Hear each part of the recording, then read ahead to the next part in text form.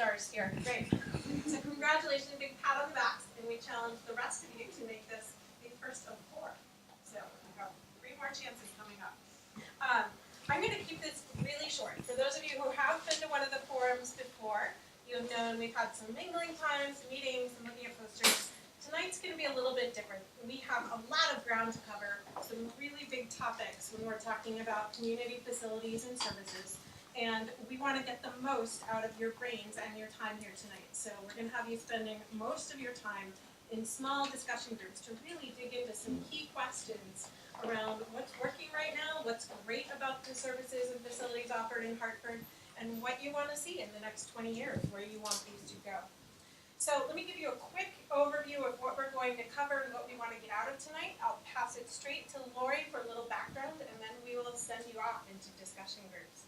So for tonight, we are taking a lot of the feedback that we've heard in the first couple of forums about what people really love, what they envision for the next 20 years, and starting to dig into the details of how we're actually going to get there.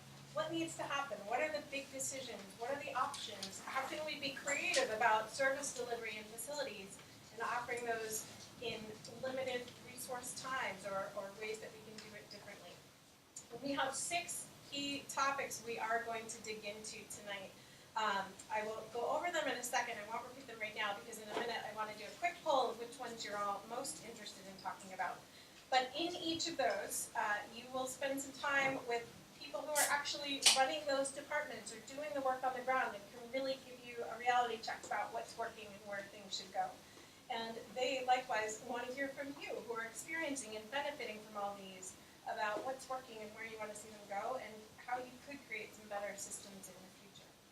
So with that, I'm going to pass it to Lori, who will tell you a little bit about what we've heard, and then I will give you some instructions for what we're going to do. So you had a very good introduction to the fact that we've been gathering some information here through our previous meetings as well as from our department heads, and then just generally what we know through maybe surveys that the departments have been doing or town-wide.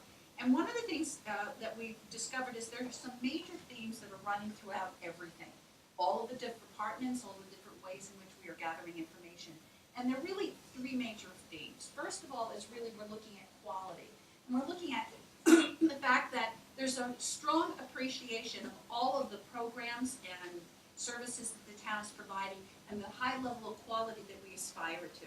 But there's also a check back of wanting to make sure that we can preserve and sustain that quality going into the future. And that really leads us into one of our second themes, which is sustainability.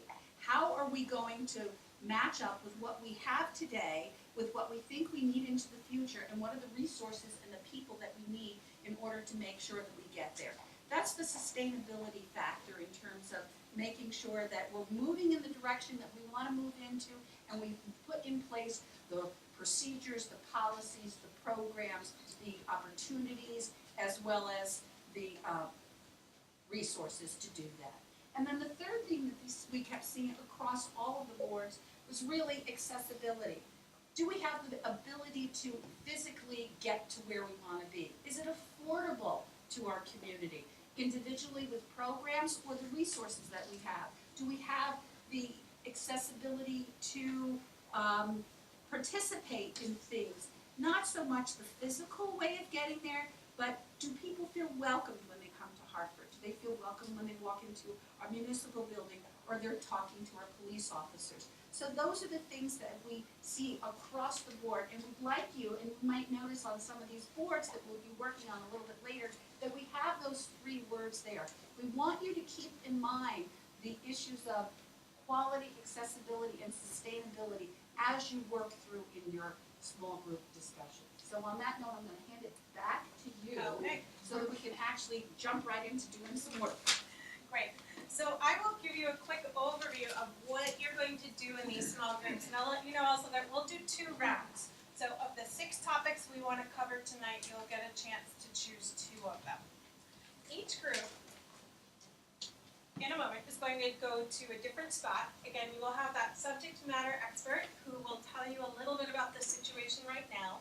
And you'll have the facilitator who's going through and helping the group stay on track. We also want to put you all to work, so each group is going to ask for a volunteer to be a note taker and really capture some detailed notes.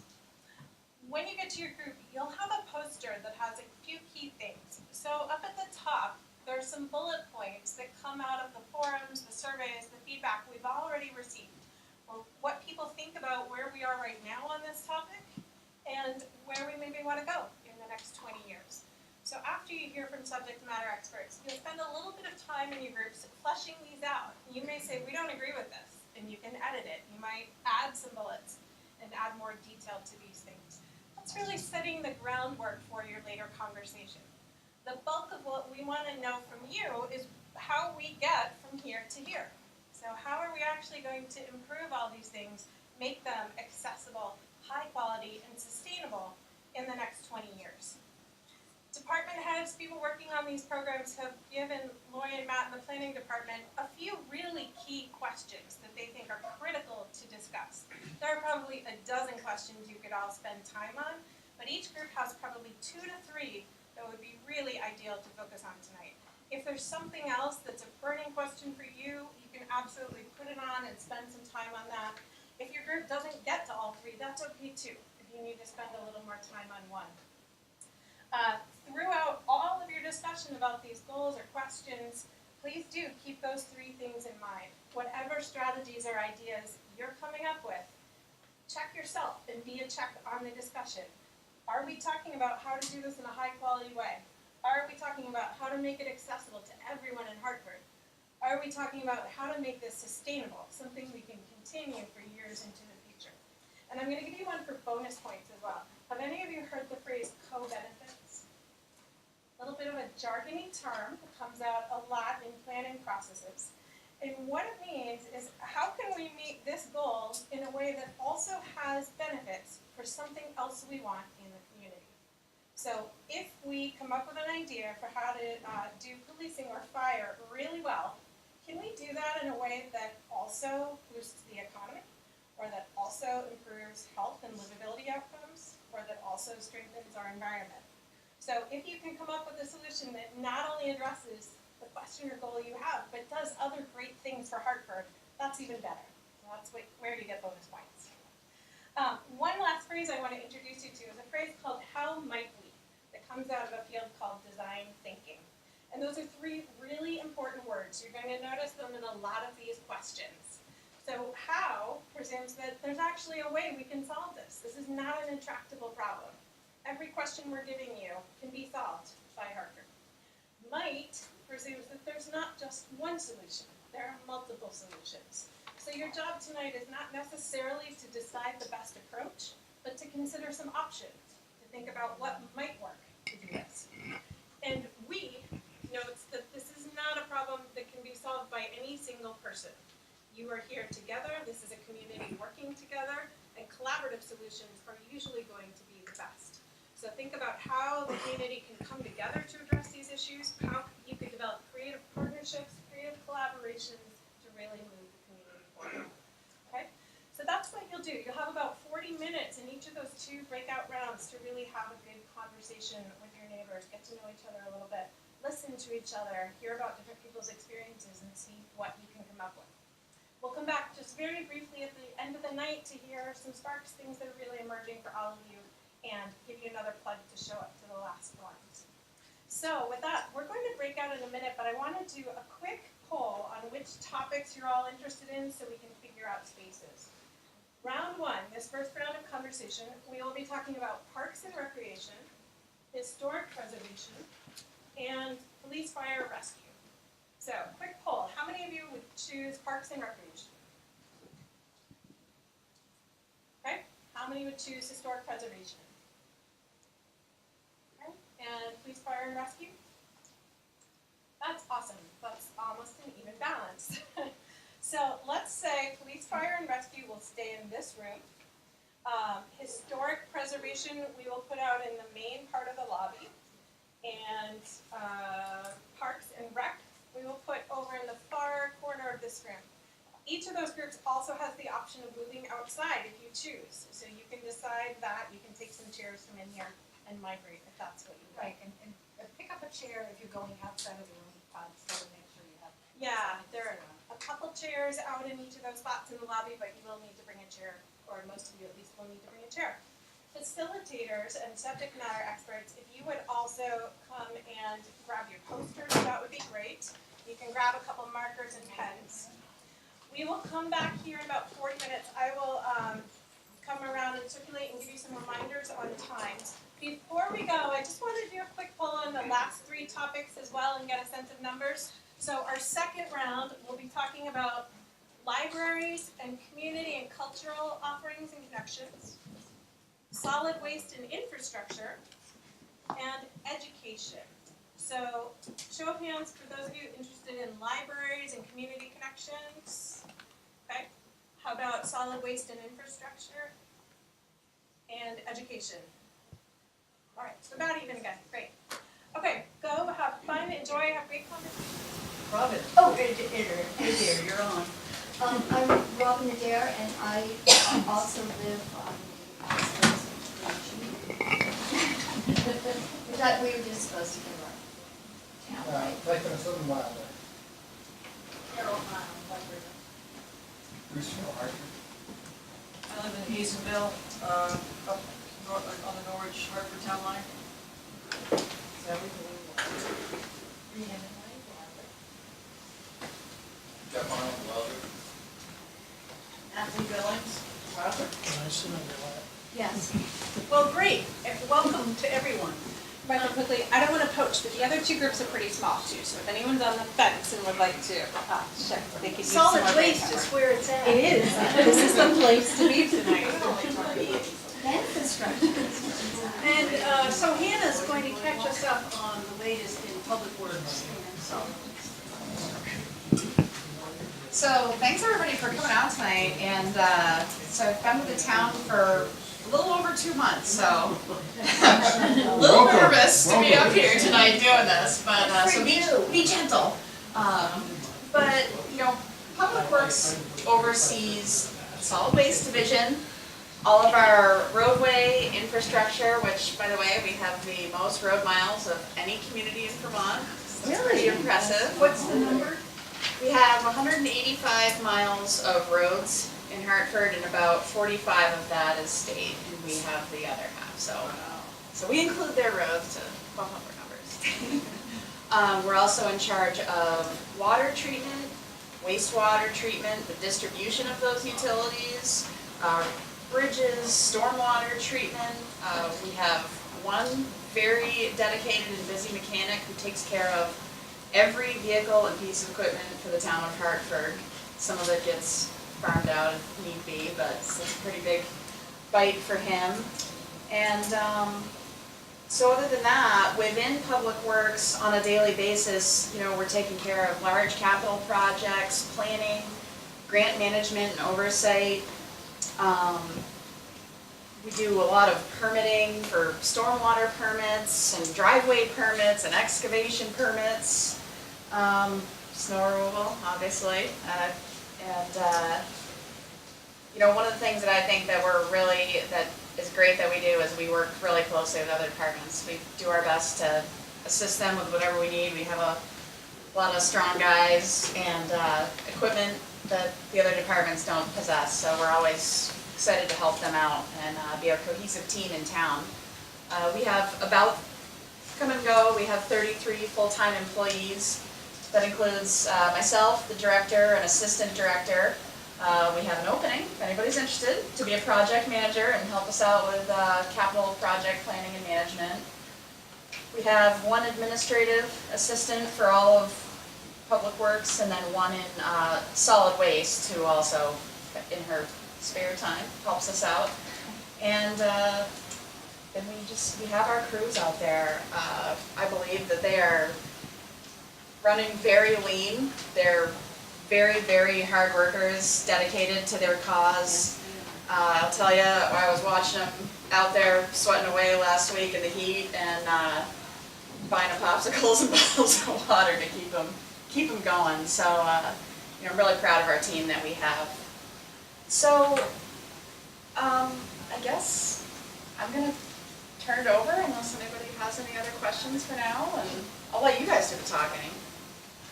Well, some of the questions that I think you wanted to have answered, or discussed anyway, is this question of,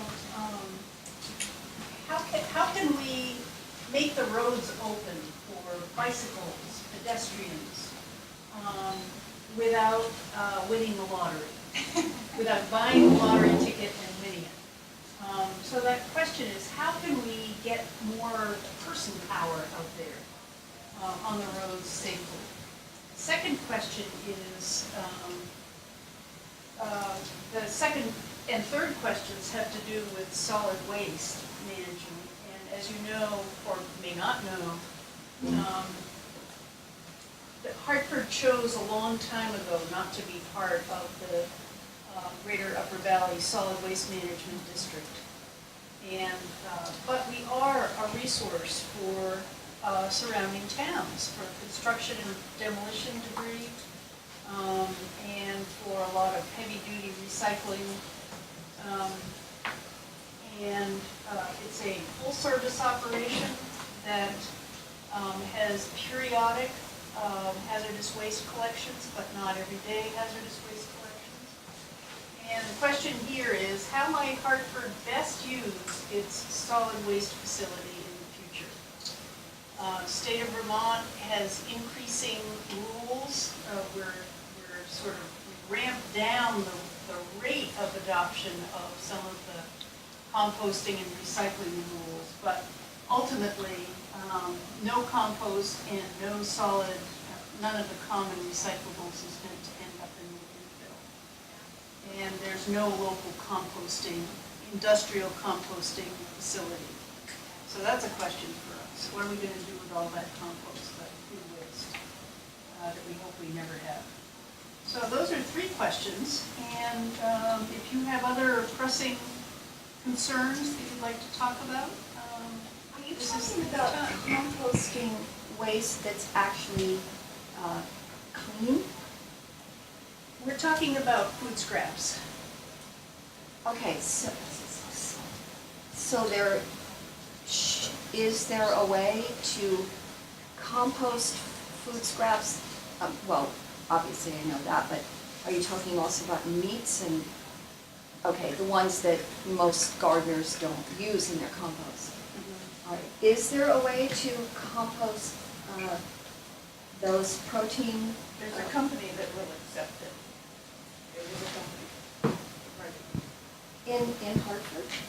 Upper Valley Composting Company. You can drop it off at the downtown food co-op site, or they can come to your house and pick it up. For a cost, it's a cost. So currently we take some residential Thank you. compost that's limited to what you would put in your backyard composter, which we also sell. We do not take anything that would require a second level of treatment to kill, proteins, stuff like that. It just requires more treatment. We don't currently have those capabilities. The technology it takes would be a pretty substantial investment.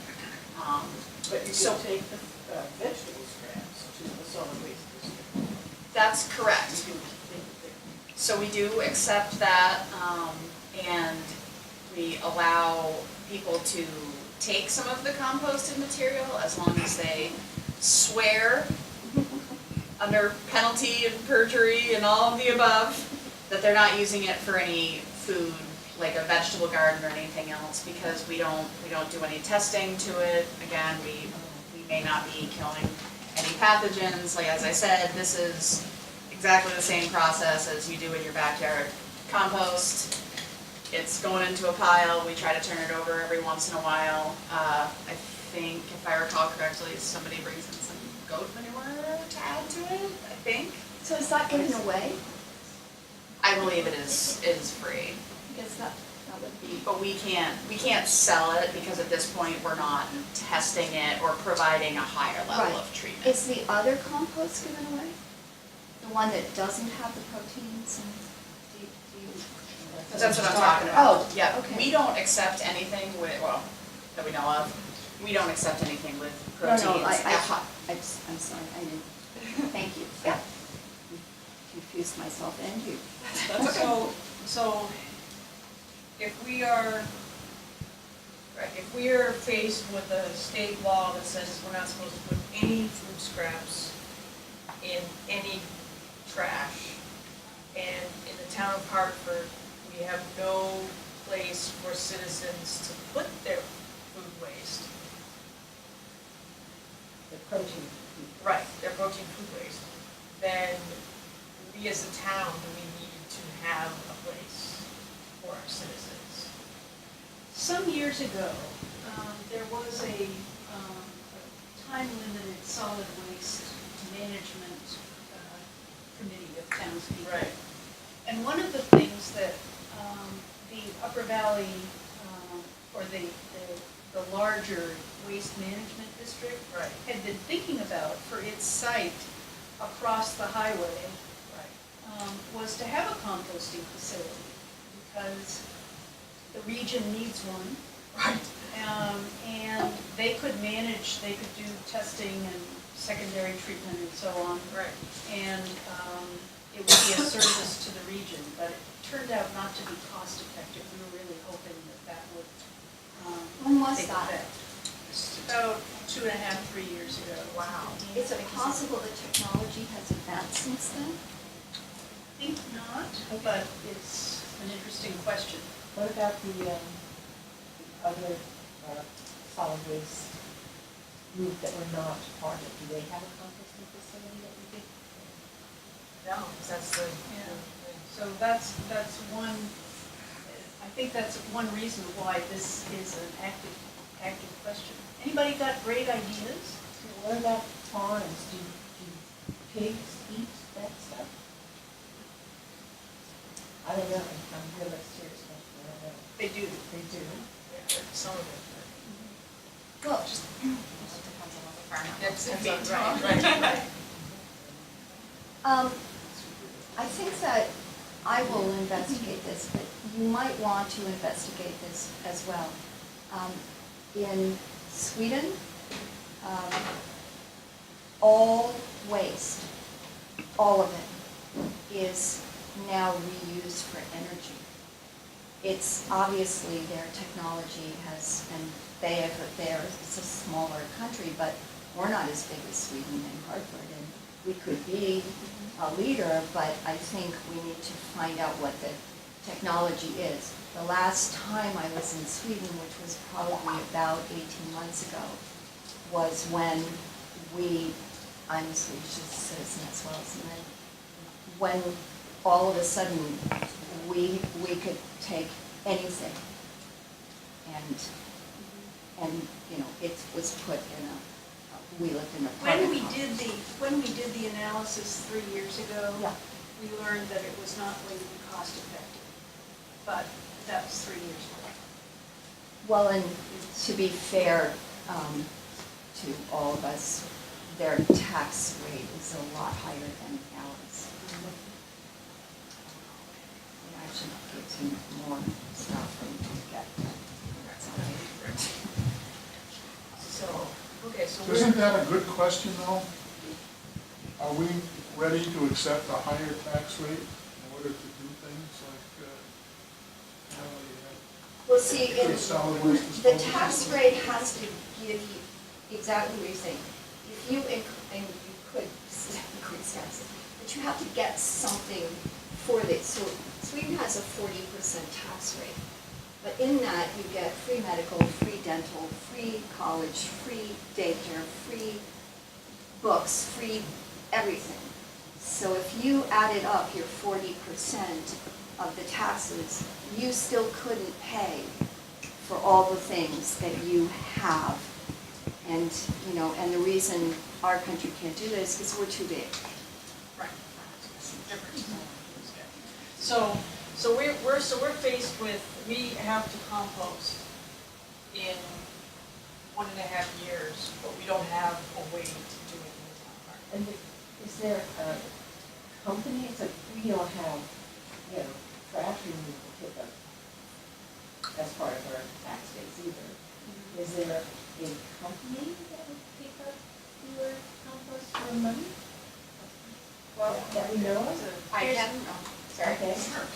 taken, so coming up from Brattleboro, they did put everything out. Everything in Brattleboro was curbside unless, I think, like an apartment building of 3 or more units or something, there was a rule. Then in that case, the landlord had to take care of it, but for residential, there was trash pickup, single stream recycling pickup, and curbside composting pickup.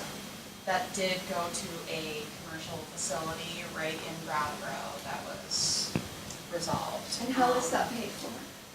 That was paid for by the tax base, and it was expensive. And there was a lot of conversation about that, even within a tax base. Brattleboro moved to pay as you throw, so your trash actually had to be in bags purchased through the town of Brattleboro. Yes. But the town did a lot of research with that, and I'm curious about, and they managed to keep it fairly clean. One of the problems in having public composting is that people throw stuff in that shouldn't be there. My grandchildren even do that. In my own compost. But Brattleboro managed to keep it clean. And so it was really. I was about to ask you how successful it's been. I mean, they've had a lot of buy-in. I don't have any idea about the compost quality or But what's buy-in by what you mean by buy-in? residences that want to participate. A lot of people really were excited to participate in that. And they did a big public campaign with that. But even if it wasn't curbside, is there a way that you could, Business opportunity. yeah, right. Have somebody, Well, like have the town subsidize this company that's already in business? Or- Subsidize them somehow? That's a very They're good, already that's set a up. very good, of town subsidy for, Somebody who's already interested in doing. yes, that's good. That's an idea. It's a very good idea. And we need a place to bring it, even, somehow, we gotta have a place to bring it. yeah, we could bring it. We don't have to curbside pickup. I'm curious, just a quick show of hands, speaking of curbside pickup. Who would support curbside trash pickup on the town nickel? Oh, on the town nickel? Because as we get an older population, like right now, we can do it ourselves, but we're gonna be getting older, and I pay for it. So yes to curbside trash pickup, Yeah. Yeah. and absolutely not to curbside trash pickup. So no strong opponents in the room. I pay for all of my, to Casella, and then, but, Recycling done timewise Yes. with everybody? Yes, Is that true? Is I that believe so. How many people compost in their backyards right now, the non-stinky stuff? we probably wouldn't be at this topic. So, a question, we have a full service, open 6 days a week, fully staffed, solid waste facility in Hartford. So, what other kinds of things could happen there that would be useful? One would be, this is the same idea, but one would be to have more than one, to have more local, like maybe 3 or 4, for at least the compost, because that makes it much more convenient for people than. Yes. So if you had one in each town, For composting alone, right? The other thing that would make it is, when I lived in Connecticut, they had, they picked up leaves off the side of the road and they composted. Interesting. So you could go there and it would be like mulch for your shrubs, not necessarily for your vegetable garden. So there is some reason to go there to pick some up and then drop off. Drops them off. Good, good. But there are less leaves. You know, people don't, the town doesn't pick up leaves here, does it? No. So I mean, I don't know what it would. There's a collection area at the transfer facility for leaf debris, leaves. Right, but what she's talking about, we also had in New York State, not in the city, but, you know, 3 hours, where you raked all your leaves to the road. Suck them up. And they also, and they shredded them, and then you could go and use them. It was actually, you didn't pay for them to suck up your leaves, but you did actually pay a very small fee for the leaf mulch. But I'm just saying that it might be a good, you know, tiny little bit of it in exchange. What if the town had a truck that they parked downtown, and you could put your compost on your way over to Raleigh, or your way to the bank, or your way to school? And you just leave it in there, and then when it got full, it got driven next to it. Next town, next village.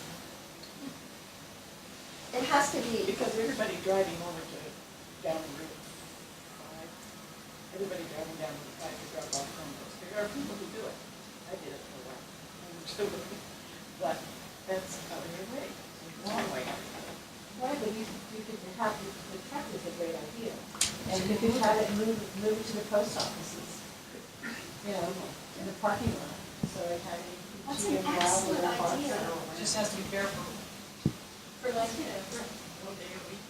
Whereas on Mondays in one town, Tuesdays in another town, and get rid of your waste. so I'm curious if there are, if, I'm sure you have investigated, advisory, company that comes in and, you know, just to handle, I'm talking about the other waste, the meat, that maybe there would be a not that expensive fee the town could pay to have a professional advisor who is not necessarily local, but knows. Because we do this in historic preservation all the time, where The state has been terrific in Has it? advising, yeah, it's been wonderful. I want to make sure, we've got limited time, and I want to make sure that we've got time to talk about roads, bicycles, pedestrians, and how to do that on budget. the bicycle part is also actually where I started thinking that we need to, and I'm sure you've already done this, plumb other communities that, in Vermont, and New Hampshire, that have the same problem and have been trying to address it. So, you know, just.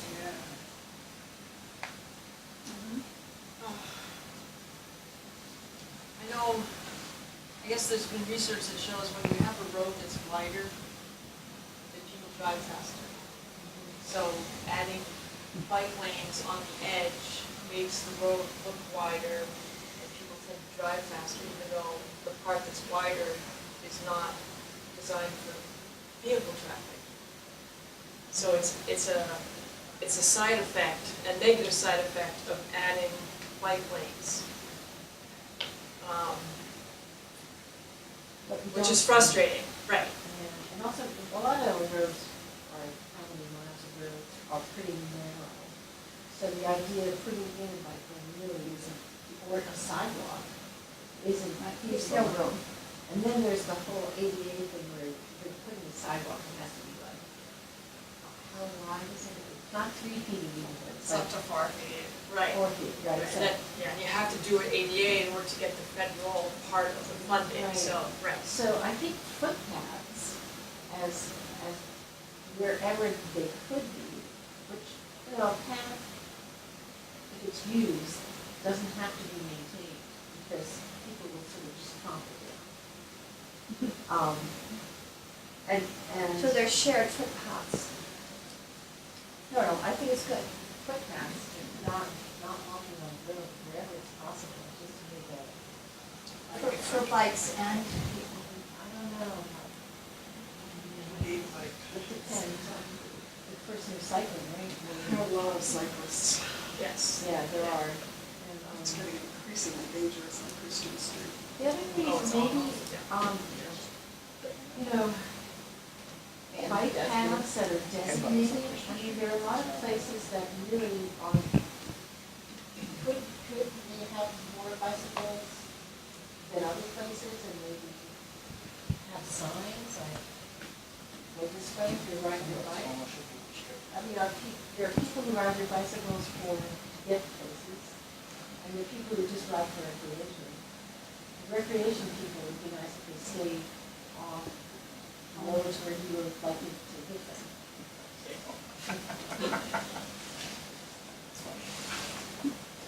So, a couple years ago, the town got a big grant, and we did a big study on bike paths. And it got far more complicated than I ever imagined it to be. And there was some real pushback on the part of some town managers on the footpath regulations. Because there's layers of right-of-way,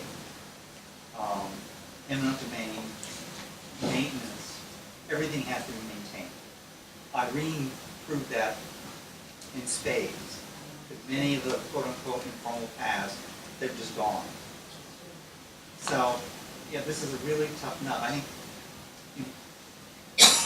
think one of the most effective things you can do as a citizen is make sure that your state senate representative knows that they're supposed to get more money in the budget for grants to the town of Hartford to build sidewalks. But the sidewalk issue, I went to all the sidewalk meetings, and then it's like, okay, so we did one in Fuji. Well, I think it was really important to put a sidewalk down Waterman Hill, because kids go from the village there to the school, but now we're getting sidewalks on Sykes Avenue. And so, you know, it's like we have so little control of where they're gonna go. No. The Sykes Avenue thing, that was a town priority. It was voted on, discussed, and that was done through grants. So, you know. They're all done through grants. So the next round is, one of the things that's gonna happen out here is where should the next priority be? And a lot of discussion about Larkin Hill, VA Cutoff Road, and Christian Street. And there's been some meetings on Christian Street sidewalk already, which I don't think went as well as some people would hope they'd go to. There was some real resistance. But that Christian Street, for instance, big issues of eminent domain, right of way, that little hill, that's a major engineering challenge. So, yeah, I think that, you know, Kevin Christie and whoever's going to oppose it, we need money. And sidewalks are just unbelievably expensive to build. They are.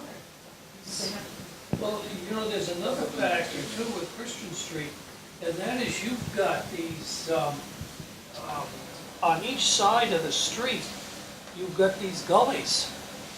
And they're quite substantial. If you're a pedestrian and you're walking on Christian Street and a car comes along, you've got very little space. I mean, in many cases, the car has to move over and cross the lane, which of course you normally shouldn't do. But I can imagine the cost factor, because my God, those gullies are pretty substantial. Yeah, that road is slightly crowned, and that's the drainage, so in addition to having a sidewalk, you also have to address the drainage, which swales. So one of the things that we really struggle with at Public Works is that, you know, we hear a lot of people tell us where there should be some more sidewalk. We struggle with maintaining the sidewalk we have, not only in a good, safe, everyday walking condition, but also in the winter. And so that's something that we that we really, really struggle with from a, financial and manpower standpoint is looking at what we have and how do we keep that up. And I think we've all seen some sections around town that are in pretty trippable condition. So, that's something that we would really rely on the public to continue to help us, evaluate that priority is, what you want to see and how you envision keeping up some of these sections that are pretty deteriorated. And just as a little side note, I've always used for estimating sidewalks for a 5-foot wide sidewalk, which is the standard. With granite curbing, it's $100 a linear foot for concrete sidewalk with granite curbing. And in New England, with snow plows and everything else, granite curbing is kind of the standard to keep that in good shape. So first I want to say that I appreciate your snow plowing guys. I think they do a great job. I just want to get that out. Okay? Yeah, I'm really glad to hear that. Okay, well, So around the Queechee Gorge Village, there's like a It's near. macadam walkway, I think. Okay. How did that happen? It seems like it somehow. Is that state portion? I believe that's on state portion of the road. Okay. All right. You're talking about the one that you push the button in it. So if you're walking from like the visitor center to the little shopping center. Right. So there's like a little paved walkway, but it's not like a 4-foot sidewalk. And I thought, let's do it then. But we can't, because it stays, is that it? That was a project that we did. Oh, I you was in did? charge of it, yeah. Okay, So, all from, you're talking about from the visitor center Yeah. down to Corchi, the village, Yeah, where the yeah. antiques and everything Yeah. are, right? So originally, and our idea was that we wanted to pull it away from the road, and provide an opportunity for the connections between there. And part of why we did it asphalt is because it was a cost factor, but also because we pulled it away from the road, we didn't necessarily have to have that standard look. And the more and more we started looking at it as a cost factor, people said, this really fits in more with the character of the area of doing it in the asphalt path. Let's do it that way. So that's how that happened. And that was acceptable by all the standards. I mean, it was obviously, so I'm just saying, that seemed like a much less expensive way to put in a walking path that isn't a 4-foot concrete curved thing. So is it possible to use that model in some other places? So asphalt sidewalks can be really, really good in many applications. In terms of they're easier to patch, they're smoother for people with strollers or accessibility devices. They actually, melt easier because the sun hits them. There are some people who feel very strongly that they don't fit in with the character of some neighborhoods. So I've kind of seen both sides of the story. It's not perfect in every application. Like I said, Lori, if it's right up against a road, typically it's a little bit better to have that granite, for longevity, to have that granite curbing and the concrete. but the asphalt, she's right, is a very good example of what can be used in the majority of the town. That, like, say, you could do that here. Right. And I think that, you can also, you can sort of reticulate asphalt, whereas you can't do that with concrete. But I think that would probably be a very good solution for part of our problems. What is the difference in price between cement is $100 a foot and so what asphalt is how much a foot? I don't know off the top of my head. By the way, the asphalt the $1 million path that you built up to Dothan Brook, the asphalt is really failing between Christian Street and the those townhouses. Should be maintained. There's still big gaps in the asphalt. Should try to get there before winter.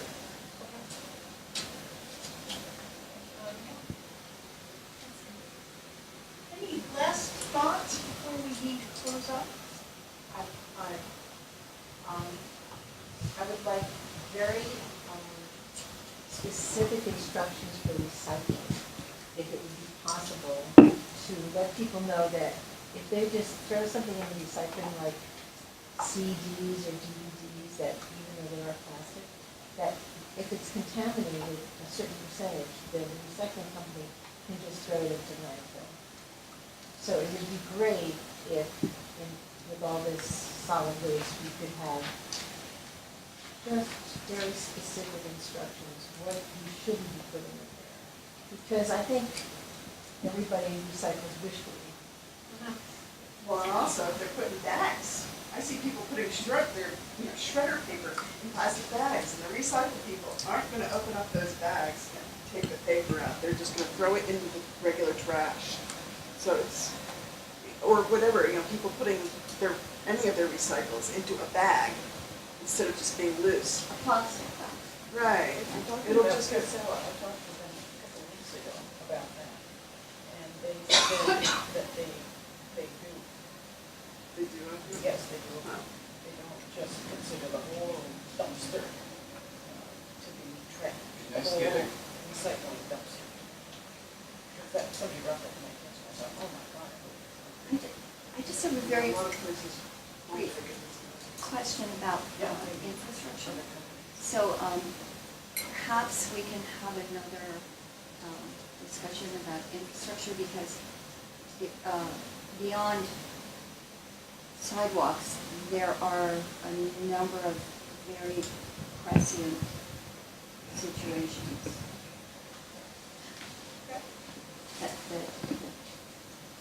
have to do with some roads and some drainage. Yeah, we didn't get into drainage things or. So, I know you're a band, and this was actually very educational, and I appreciate it very, very much. But We'd just like to get Casella to give us a real estimate of how much of that recycling that we put out is actually recycled, because in the newspaper they said 10%, only 10% or 90% of stuff that people think they're recycling is not recycled, just thrown in the oceans and landfills. Only 10% actually gets recycled, because China is not buying a lot of plastic anymore. The market has gone down because it's too contaminated. so your question The reason is, they were what able is to do it. Casella doing with it? So we're paying a ton of money, like $350,000 a year or something, on top of what people pay. I mean, we take it out of our stream, but it's just going back into the garbage, the mixed garbage anyway. So I think what, I think it's, what's that? Shelter's not doing anything for us anymore. Yeah, zero sort recycling really working. Well, I think the nugget of it is, it'd be great to know where it's going for those of us who pay for our things to be picked up. And Casella is very forthright when you call them about things, and they have had schools come and classes to go through, so it'd be good. Just to find out. Thank you, everyone. Well, thank you. So just a quick reminder, if you didn't get a chance to sign the sign-in sheet, please do that. And there were a couple of people who did come in afterwards, so please do that. We are gonna reconvene as a group for a couple minutes before you leave, and then just sort of share the aha. Or and chat on your way out. So I, wandering around, heard some really interesting conversations. So much crossover between the three topics, actually, which I think is great. That means you all have wonderful opportunities to connect the dots between all these desires. If folks could stop chatting for a minute and just listen, we'll wrap up pretty quickly. This means you have a great opportunity to really connect what you want to see in different parts of the community, conserve resources, do it really efficiently, and make sure that you're really creating the community that you all want to live and work and play in. So that's great. I want to just take about 5 minutes and give folks a chance to share any aha moments. So instead of the boring report outs where we hear what everybody talked about in bullet point, just want to hear from anyone if there's something that excited you, if there's something that surprised you, if there was an awesome idea you heard that you can't wait to make happen. Anything like that. Who has something to share? I'm going to start picking on people if no one has one. Anybody? Yes. I was very impressed with the ideas that everybody had. One idea led to another idea, and things flowed very nicely. So I was Any particular idea stand out that you thought was great or really interesting? to learn about the high school programs that are going on and then someone else said, well, yes, and then we can do this and play around with the hours. And so what is happening in the high school helped us to come up with some other ideas that in the future maybe we can do that.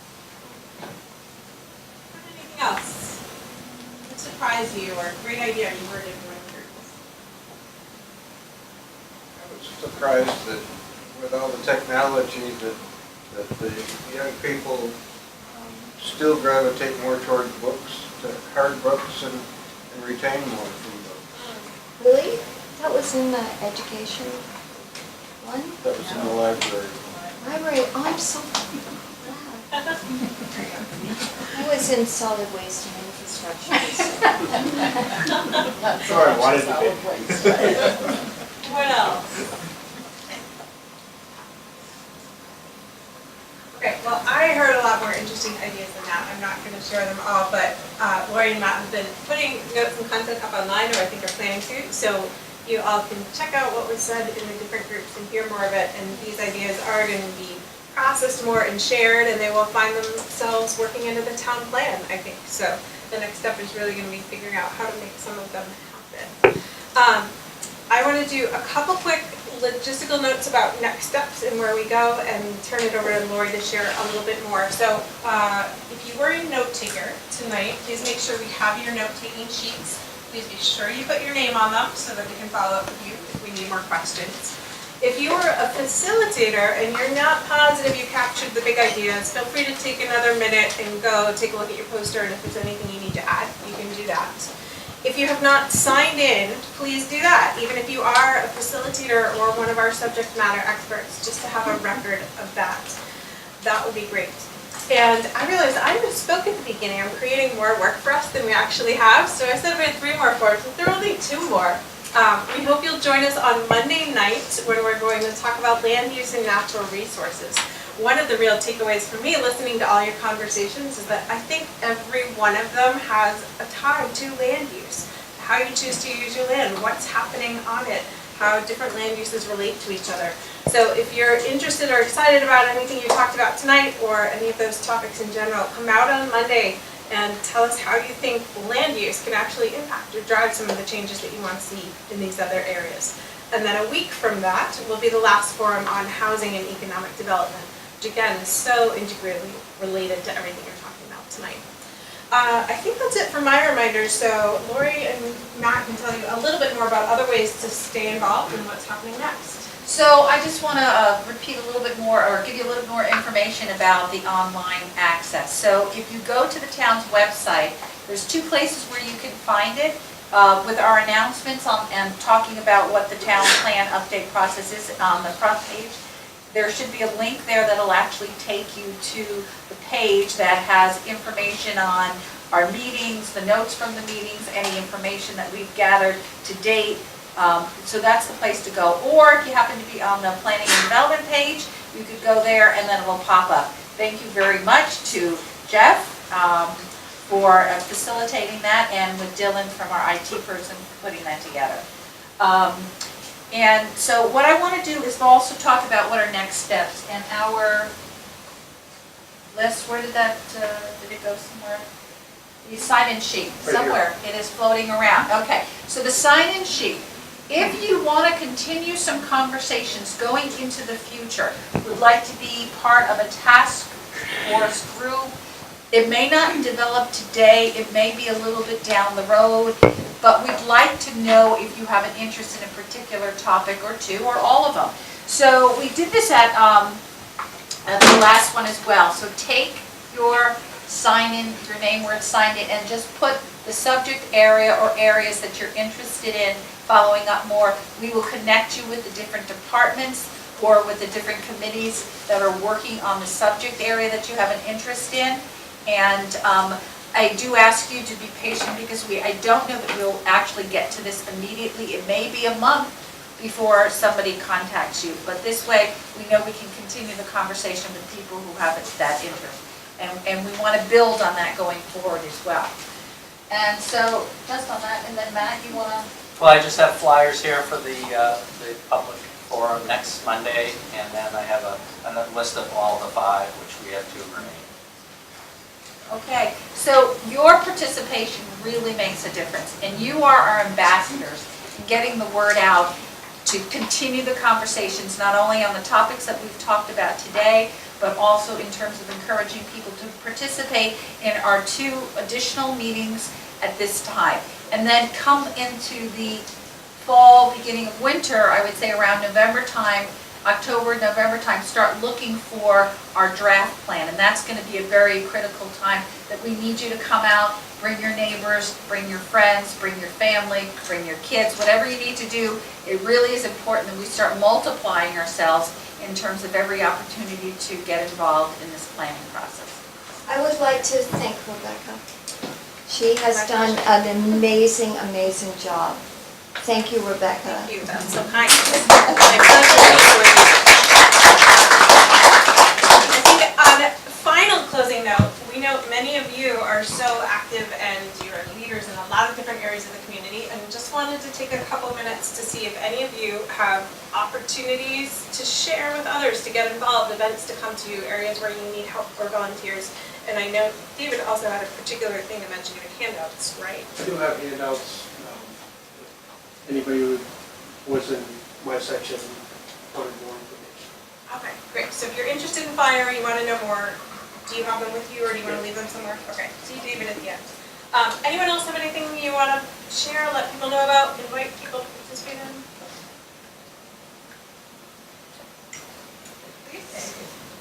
If you're interested in libraries and education, we're always looking for mentors to read at the White River School during the school year with Everybody Wins Vermont. And you can look it up online, Everybody Wins Vermont.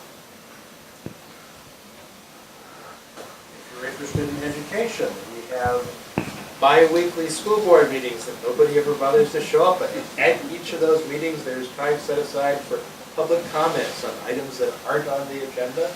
And we would love to have your feedback or instructions or comments or castigation about whatever issue it is that you feel like you need to address. So please think about showing up. You heard of castigation law? It's happened. I'm sure it has. You take what you School can board get. usually takes a bit of action. Yeah. I just wanted to invite people to come to exhibition night, which happens at our high school, Hartford High School. If you want to see some really exciting things that kids are doing, phenomenal projects that kids are doing, please come to exhibition nights. It happens once in January and once in May. The kids design their own projects, they set goals, they figure out how they're going to accomplish those goals, and you will be just amazed at the kinds of things that they do. So please come. Yes, that is fabulous. Thanks. It's at the high school. Any other? We still have resilience events coming up, right? Yeah, there's on the last Saturday in July, I think it's July 27th. Does that sound right? Chuck Collins, a pretty well-known resilience speaker, is going to be speaking speaking at the Bikey Senior Center at 7 p.m. That's on that Friday next week. What's this topic going to be? Resilience circles, so, getting people involved in neighborhood groups to deal with resilience at a neighborhood level. I think I saw a poster on the front door, so if you want to read the description. I'll throw out one last challenge. I was excited. My aha moment was listening to police, fire, and rescue, and I'm so impressed with how much your police and fire leaders are thinking about personal outreach and connections and reaching people, helping them address their problems before they become horrible problems. And was so struck by one of the strategies that came out, which is just to have people check on their neighbors in heat waves. We had 4 deaths in Vermont in this most recent heat wave, I believe. Compare that to how many deaths we had in what's up to 9. Okay, yeah, amazing, right? So go check on your neighbors. That's something you can all do tonight. See who needs help. See who you can reach out to in the community. And I challenge all of you to think about at least one thing you will do when you leave tonight to advance the things we were talking about in Hartford's future. So thank you all for giving your time, coming out, for all your ideas. I hope we will see you Monday and many of the opportunities you heard of. Thank you very much. All right, good night.